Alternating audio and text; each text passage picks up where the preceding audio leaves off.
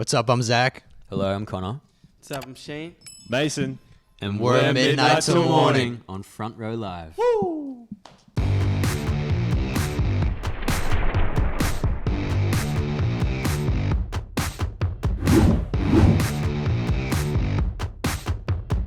What's up, guys? Rob here, Front Row Live Entertainment. I'm hanging out here in the studio with Midnight Till Morning, and I'm excited to be sitting down here with you guys. What's going on, guys? Chilling, man. Thanks for having us. Absolutely. Congratulations. Today's release day. Long time in the making. So, so what has today been like, and leading up to today been like for you guys? It's just been like a really long wait. I mean, we've been basically a band that's been hiding for a year at this point. And I think we have so many good songs that we've just wanted to show the world.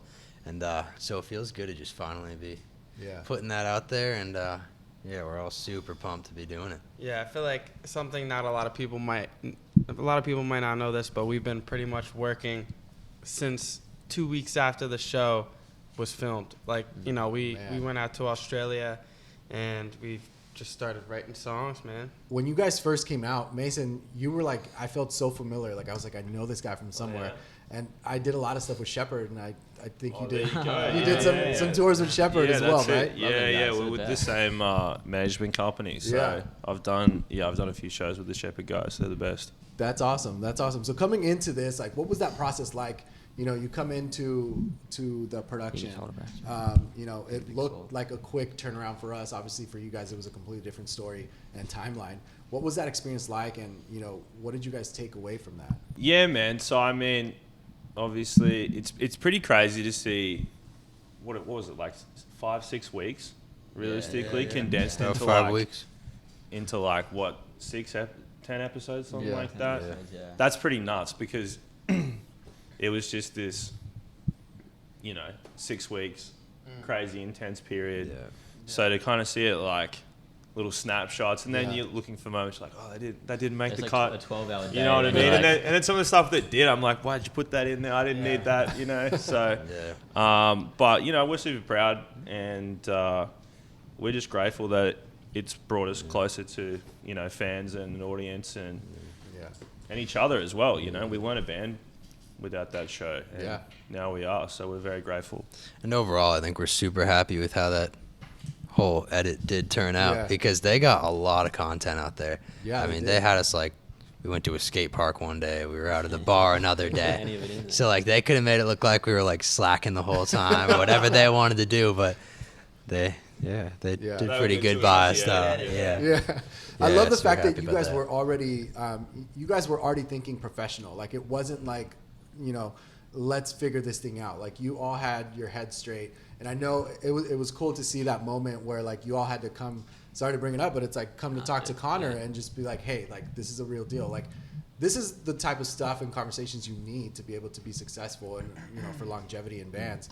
How do you feel that moment impacted you guys once after it happened?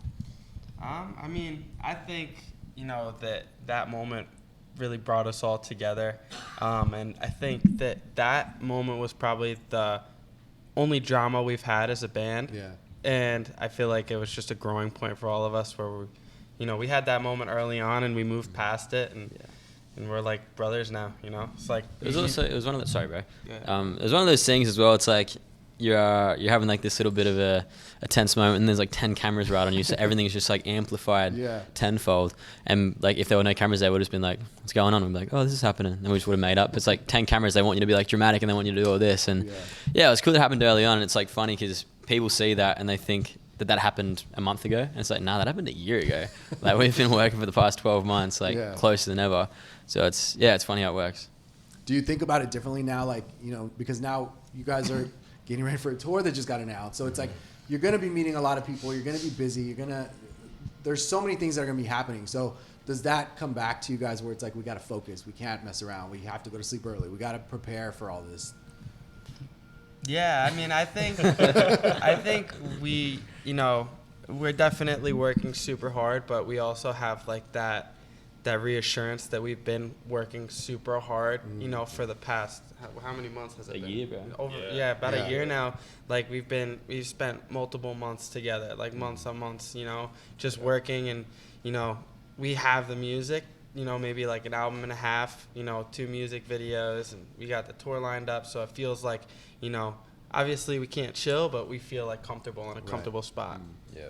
Now you mentioned as soon as the show ended, you guys went right into the studio, or you started to work together and collaborate. How different was it that first moment on the show that you started to collaborate to do that first performance versus when you guys finally went into the studio to record? Was it much of a difference? Did you feel closer to each other?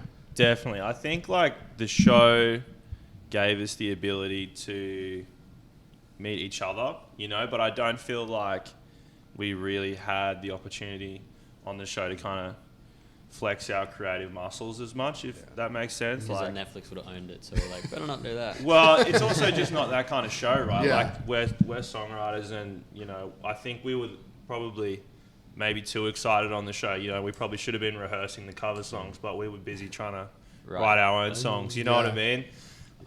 So I think that was just the most exciting part was getting into the studio and actually diving into what we want to do, which is make our own music. And we're really proud of what we've come out with and one of the first what's coming up together was one we released yesterday, Ghost of Us. Yeah.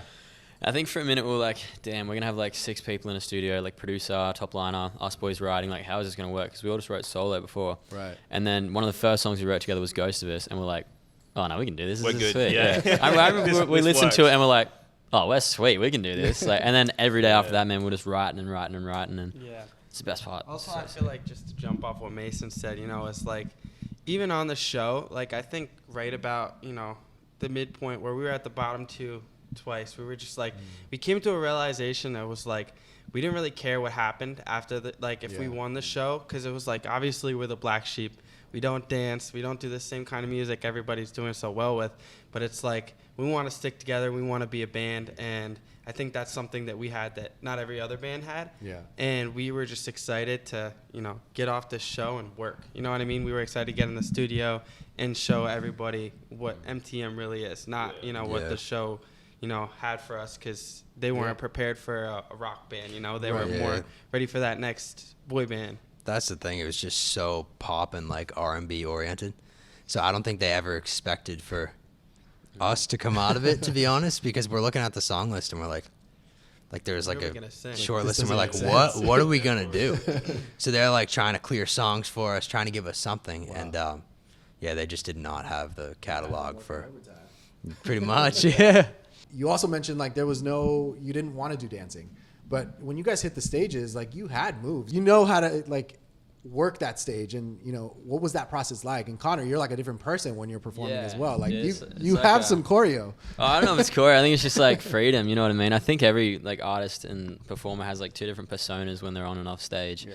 You know what I mean? And I think it's more if we're told to do something specifically, that's where we really struggle. Like choreo, if someone's saying you got to do that and that and that. Meanwhile, if we're told just be free and have fun, I think that's where we like really feed off of each other, and especially like the Circles performance and the Reason, it was just us feeding off of each other. Yeah. Especially Circles. I remember just looking at Mason and he had this big smile on his face. I'm like, this is the best night of my life. And I like Shane and Zach, and we're like, we can be as free as we like. And I think at that point as well, like Circles, I think we kind of knew we're like, we don't know if we're gonna win this, so let's just have like the most fun in the world. And it's true, man. You just like get on stage and listen to music and you just move your body. It's so fun. I'm also just not that coordinated. Like I can't remember. Like how can you remember to sing and like look happy and also dance? Like it's one or the other, man. I can't do all that. I feel like the Circles performance was like a big like eye opener for us to the fact that like we want to be rock stars and we want to be free. Like in the first few performances we had choreo and they were like, do this, this, and this, and then we'd perform and do this, this, and this, and the judges were like, why'd you do that? Yeah. And we're like, oh, okay. And we switched it up. And the people were like, why are you doing that? And I'm like, because the choreo people are telling us to do it. And then we were just like Circles. We're just like living, like having fun, dancing around, looking at each other, interacting. We're like, this is what we want to do. You know what I mean? It's like, that's our vibe. You know what I mean? I feel like you guys knew how to work the cameras too. Everywhere the camera was facing, you guys were making some kind of expression towards the camera. And I think that a lot of the other groups weren't able to do that. Like I don't know if it was shyness or they just don't know how to work a camera. But I feel like in your perspective, what I envisioned was like that camera is your audience. So if you guys were on a stage, like you would be looking eye to eye to your audience. It's really funny because it was quite a paradox there because the choreo and like the TV crew were like, yeah, look at the camera, like this is gonna be you guys. Look at the camera, look at the audience, and the judges were like, why is your back turned to the audience? Why are you looking at the camera? We're like, we can't. Yeah, we're like, we can't get anything right. It looked good for us. Yeah, exactly. That's what we were thinking about, like, because we knew that at the time we got smoked for it. we knew that the people watching, like, they were going to be fans that would come to our tour and listen to our music. So like, okay, we got to like make a mix of both worlds. We just couldn't. Like, And to be fair, we never outed the choreo people because they would tell us to do stuff they felt so strongly about, and the judge was like, "Why would you ever do that?" And I was like, I'm not gonna out these choreo people, but too they many told us to do chefs it. in the kitchen. The choreo was good too, though. Yeah. Like they did a very good job, but I don't know if they were what was going on there. Yeah. Like if there was something in their ear saying like, "Hey, make sure you comment on this." Yeah. I don't know, We do but have to give props to Brian Scott though, because they were. Yeah. I think for a minute because we were like, we're not dancing, we're not doing anything. Like, well, thanks, bro. Just grab it. And it's like they were totally like, do what you guys want to do. We'll help Yeah. you along the way. Like we have a vision, you have a vision. Let's work together. So we can't thank Brian Scott enough because they were great. Yeah. And we love them so much. They're great. I love how much support Liam had for you guys. Like he had a really soft spot for you guys, and we saw a lot of those opportunities on camera. But I'm sure there was a lot more opportunities of like one-on-ones with you guys off camera. How did he really help you guys kind of understand yourselves as artists, as a band, as a group, moving forward? Yeah, I mean, we had multiple opportunities to spend some time with Liam, and I think we're all just super, super grateful we had the opportunity. Like, he's a massive role model, idol to myself and these guys as well. On the show I talk about seeing One Direction when I was like 11 years old, and ever since then I was like, man, that would be awesome to do something like that, and now to be, trying to, follow in their footsteps, I guess, is pretty special. And to spend time with him and get advice, and he was just such a great guy, and he had so much time So and much truth and wisdom. and he was just so willing to share his story, in hopes that it furthered It would help us. our careers. Yeah. And just so grateful to have had that opportunity. Even at times when the camera wasn't on either. Like, it wasn't just one of those things where he's like, okay, I got to tell these boys something because I'm on camera. Like, we were backstage of The Reason, or Circles maybe, and he was chilling out behind the stage, and like we both started speaking, like alone, no cameras, and I'm like, oh, dude, like you're not here for the cameras at all. You're literally like a sick dude who just wants to chat and help us out.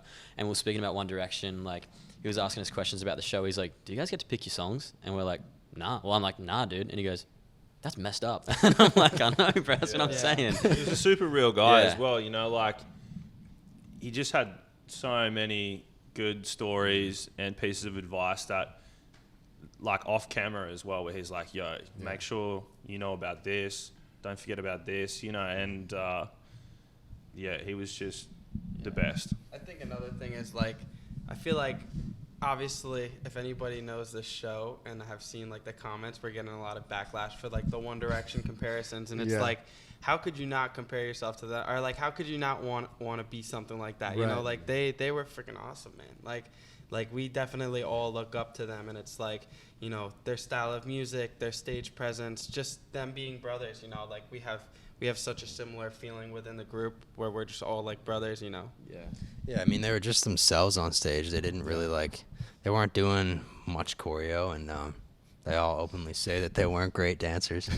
And it's just it's easier to enjoy it that way. I feel like not everything has to be like, okay, be here at this time, be here at this time. I think it does more just to be able to engage with the audience and like walk over to them and Fans love that. Dude. yeah. Not to mention, we just couldn't do it. Okay, we're We'd be a also serious mess otherwise. we're also pretty awful at dancing, but I mean, But no, it was really cool because I was fortunate enough to be working X Factor when One Direction happened. Oh, no way. And Sick. I got the same vibes from you guys where it's like you guys are being yourselves. It's you forgot about the show. It's like this is who we are. This is what we're all about.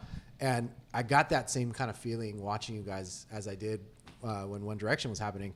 And the fact that he came up and was like, we didn't win, but we're still, So I feel like the same is going to, if not already, it's going to happen for the group.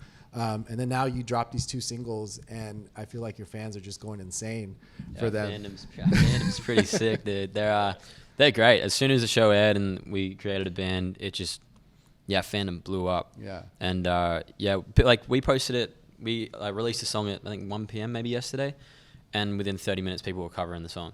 And we're like, whoa. Like, people posting their stories covering it. People have gotten tattoos of our band logo already. That's wild. And it's like, even the tour, man, like, we announced the tour before we had anything out. Yeah. And even we were like, these fans have a lot of faith in us because we could be shit. And luckily, I don't think we are. And then, the tickets are blowing up, man. And the fans are just so good. So good. Yeah, There's so like, many of them.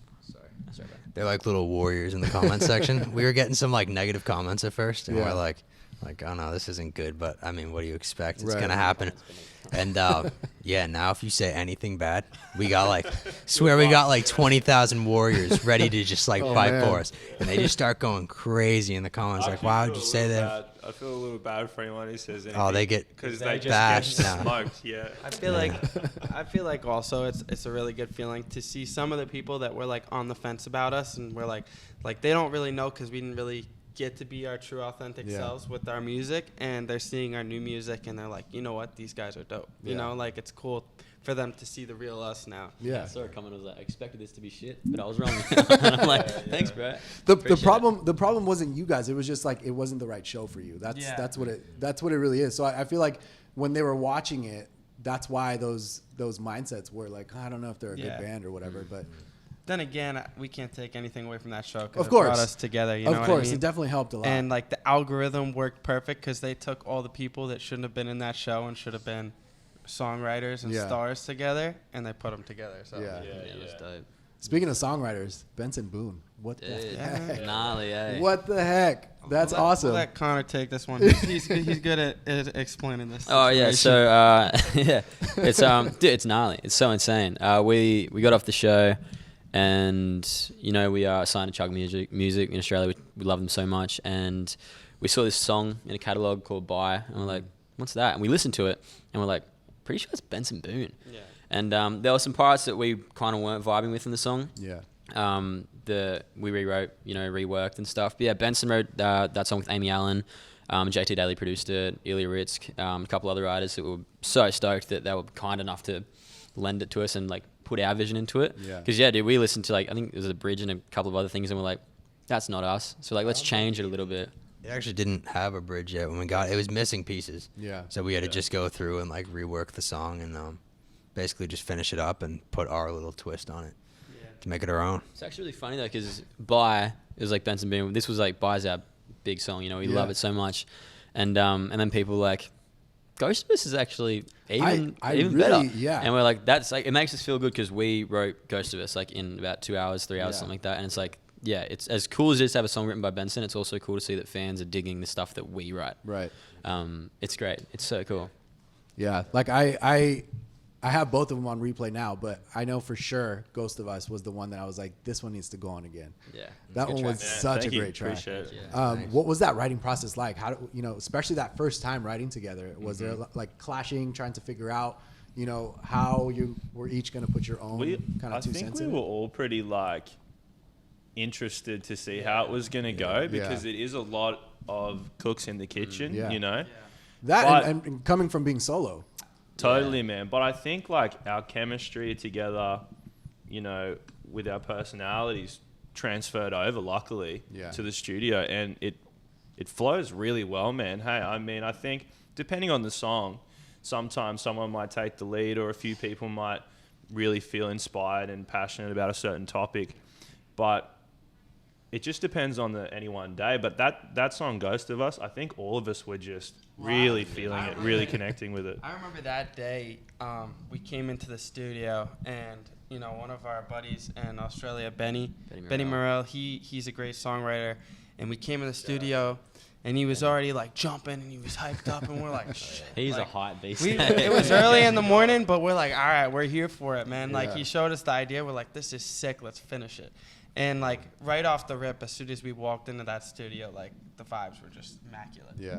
And we dove into the song, and when we left with that song, we were like, this is a freaking banger. Nice. Yeah, you walk in there and it feels like you just sucked down like 5 Red Bulls when that guy's in the room.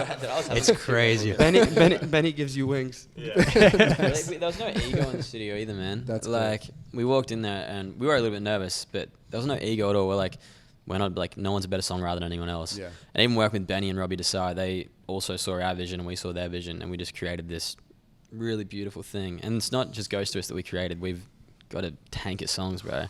And it was almost every day, dude, we'd walk out being like, we just wrote a sick song. Yeah. And even if we didn't, we were like, we wrote. And that's all that matters, man. Like, what was it like recording vocals and trying to figure out where your voices fit in the songs? I mean, that came together like fairly quickly, honestly. It's just we all worked out like so good in certain sections. Yeah. We kind of have like a template.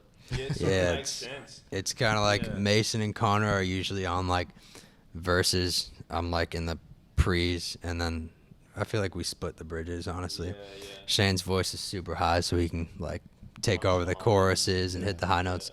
But I mean, we switch it up, and we all do different parts. There's times when Mason's singing a chorus, Connor, myself, and but it pretty much just came together like pretty perfect at first. One of the things I say too is like maybe one of the reasons we didn't work out on the show is, you know, we all have like a different inspiration, you know, and different voices, and you know, we were so new to it that we weren't like blending like all the other bands, but we also have such different tones and such different voices where, you know, when we really practice and learned how to blend and those blends started sounding better together, you could listen to a song through and be like, that's Connor, that's Shane, that's Zach, that's Mason. That's cool. Like, it's very obvious because we're so different, you know, where it's like, I'm glad, you know, we didn't blend so well that we sounded like one, and they were like, okay, who's who singing in this song, you know? So it makes the song interesting too, is like you get to be like, oh, that's a new voice, you know? Yeah. That's cool. And it's exciting because you, as we mentioned earlier, you announced a tour, and it's quite a tour. You're hitting some pretty iconic venues. Yeah. So what can fans look forward to on that tour? Will there be, you know, instrumentation? Your guitars are coming dancing, out. Bro. Yeah, I was gonna say that, dancing. A lot of pop song covers. No, I think first of all, it's crazy, and obviously we were super nervous just because they're quite big rooms, honestly, for a first tour. And when we announced it, we have 2 songs out now, but at the time we had no songs out. And we're like, man, are we getting ahead of ourselves here? Man. Like, are people going to show up? I mean, people in the comments were already saying like, oh, their egos are so big. Like, they don't even have a song out and they think they could do a world tour. Like, what? Yeah, but then we were looking at the numbers as they came in, and it was just like biggest sigh of relief. You know, I think like it's still on pre-sale. It hasn't even gone to like general public sale, and I think we're like 50% sold almost, which is crazy. Wow. Yeah, dude, some places have sold out their VIP, which is sick. Yeah, which is just, you know, just a huge relief, man. But to answer your question about the shows, we just want to have a party, you know, and make sure everyone feels welcome and has a good time. We're really excited to finally play instruments as well. You know, on the show we didn't really get to do a lot of that, but that is something that we all do and love. So I think intimacy as well, you know, we didn't want to make this thing so overwhelming where people like are a little bit nervous to go. We want to make it intimate and still feel like they're kind of small rooms, and we want it to be a safe place for everyone there. And instrumentation, and like even the VIP packages, like they include like a little Q&A with us and like a little meet and greet. We just want people to like feel really welcome and comfortable and not have it be this overwhelming thing, but also have the most fun in the world. I also feel like obviously it's very high risk, high reward, but you know, we are all very big dreamers, and I feel like we all have that blind faith. Like, we literally know that we're going to be performing, you know, huge arenas within the next few years in our head. Like, we've already decided that. So I think that manifestation is going to take us a long way. Yeah, I just want to, like, take in this tour a lot, though, just because this is hopefully the only time that we get to actually, like, bond with every fan. Because if we do get, like, as big as I want to say no, we're gonna. I feel pretty confident. I'll say I feel confident. I think we'll do good. But I just want to take it in and meet everybody while we still can, because if we're playing to thousands and thousands of people, there's no way we're gonna be able to make that happen. So people are gonna watch us be like, oh, their egos are so big. Hey, there's nothing wrong with dreaming big. Confidence, man. In order to perform a full set, you need more music. So are there plans for more music before this tour, around this tour? Yeah, we're going to have a lot of songs out before this tour. You know, we got that a lot. They're like, how are they going to tour with cover songs? And we're like, little do you know. Dude, we've been like 12 months of songwriting and music, and like my Dropbox and my files are just filled with songs. Nice. it's some special stuff, man. And like, if people think Blind Ghost of Us were great, then they got another thing coming. Yeah. It's gonna be. Yeah, I feel it's like gonna be nuts, man. that was our biggest goal, man. Is like, not to throw shade, but I feel like some of these bands, like just started recording music, and they got their one song. It's like, it's a banger, and this song might blow up, and then it's like, what's next? You know what I mean? Like, there's a lot of one-hit wonders where, I think we have 10 songs that genuinely could go number one. You know what I mean? Wow. So it's like, if people like Buying Ghost of Us, I could say the next release is probably better. You know what I mean? And it's just, we keep working. We have so many songs, and we are going back in the studio this week to try to beat them. You know what I mean? I also think we're not trying to cater just to one audience either. Yeah. We want to be able to have so many different people come to our shows. So, Blind Ghost just being like kind of pop rock orientated. We have some more rock orientated stuff. We want to release some real acoustic things. We've done a lot of writing with Amy Shark. She's great. So a lot more acoustic. Dude, I love Amy Shark. Such a lovely gal. And we have some more intimate songs that are really acoustic based. And we just want to cater to everyone, and for everyone to be like, if I don't like that song, I can go find another song by them that I like. So, yeah. And I think that's what's cool about this group as well. Like, as you said, like, we're 4 solo artists originally that came together. So it really allows us to explore some different like genres of music, and even within the same song, sometimes you'll be listening to it and like Zach might start the song and you're like, oh, it's a country song. All right, cool. And then it gets to like Connor's bit and you're like, hang on, is this pop punk? You know what I mean? And then like by the end of it, you're like, I don't know what that was, but it was cool, So yeah, it's just exciting. Yeah. For the pop punk stuff, I hope you guys reached out to Tom DeLonge, since he's good friends with Amy. Yeah, we had a convo about that with Amy. She's like, I was hanging out with Tom the other week. I'm like, that's so sick. She says it so nonchalantly, too. I'm like, damn, all right, let's flex on us.